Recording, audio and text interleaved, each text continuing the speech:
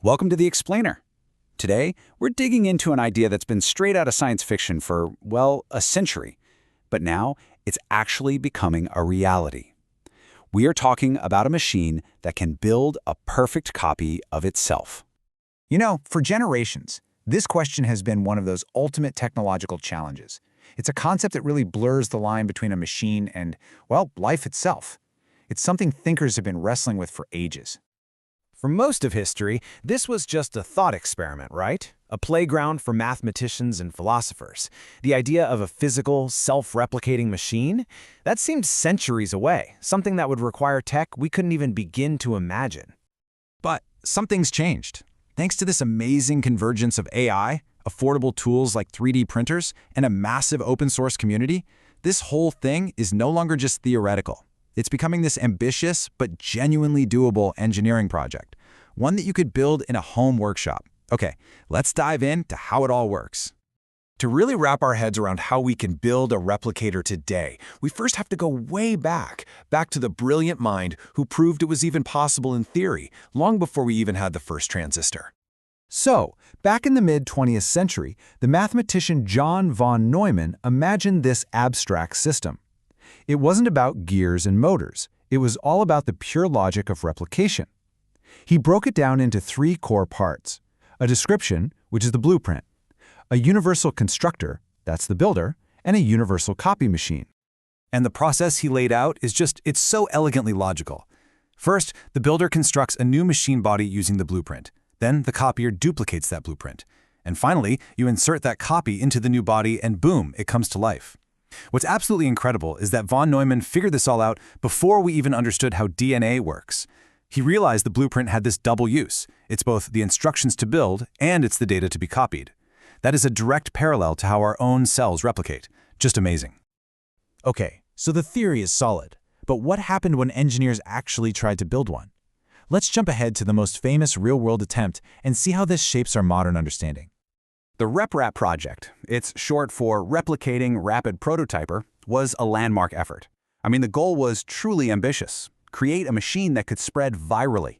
The idea was that each 3D printer would make the parts for the next one, just spreading the technology all across the globe. The project had this huge breakthrough back in 2008 when the Darwin model successfully printed a complete set of its own plastic parts. But here's the crucial limitation. Those parts only made up about 48% of the machine. The other 52% were talking critical components like motors, microcontrollers, power supplies. All that stuff had to be bought. The project called these external parts vitamins, and they really showed a fundamental boundary for self-replication. And this right here, this reveals the most profound lesson from the entire project.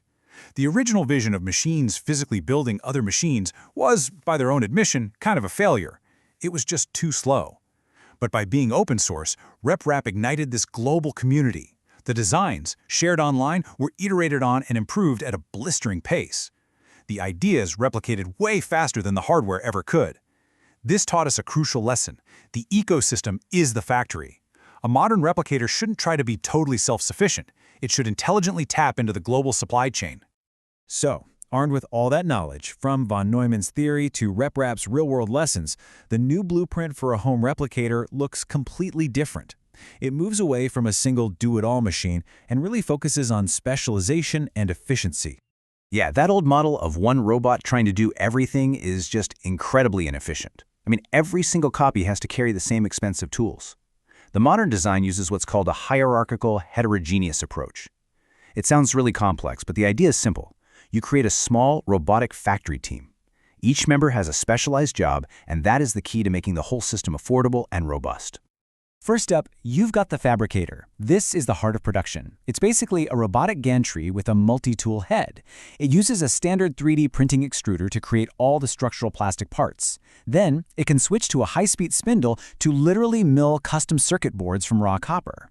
It can even use a laser to cut stuff like acrylic for custom enclosures. So it's essentially creating the custom-made bones and brains of the new machine.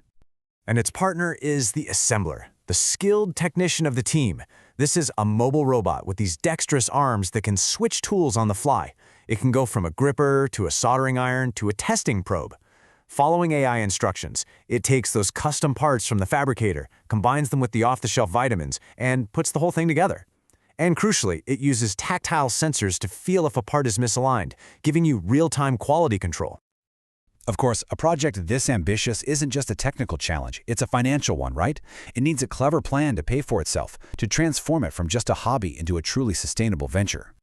The strategy here is pretty clever because it generates value at every single stage of development. So in phase 1, you can fund the R&D by offering freelance 3D printing services and just documenting the build on YouTube. In phase 2, as you perfect the individual components, you can start selling them as DIY kits. By phase 3, you've got a functional system that can be adapted for niche automation tasks. And finally, phase 4, you monetize replication itself by selling complete systems or offering manufacturing as a service. It builds on itself. So after all this, what does it actually cost to build the very first prototype, the Generation 0 system? You're probably expecting a number in the tens of thousands, right? But the detailed bill of materials, including everything from the computer to the motors and sensors, comes out to a surprisingly attainable total. The estimated material cost is just $1,377. And that's just the startup cost. This is where the economics get truly compelling. Once that first system is up and running, the cost to create a new offspring is remarkably low. The report estimates about $145 in materials, mostly 3D printer filament, and just $2.55 in electricity. The potential for scaling becomes absolutely incredible. But achieving simple replication, that isn't the end of the road. Not even close. In fact, it's just the beginning of a whole new paradigm in technology. One where our creations don't just build, they actually improve.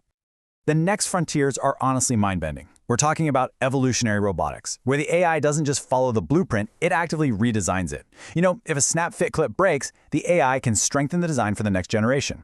Then there's something called in-situ resource utilization, where the system could learn to recycle plastic waste into new filament. And of course, as we get closer to this reality, we have to start engaging with the profound ethical questions that come with creating autonomous, intelligent, self-replicating systems. And this leaves us with a final, pretty provocative thought. We are on the cusp of creating a technology that doesn't just follow our instructions, but actively improves itself with every single generation. It's a machine that learns from its mistakes in the physical world and passes those lessons on to its children. The implications are staggering, and it's a future that is being built right now in a workshop not so different from a garage.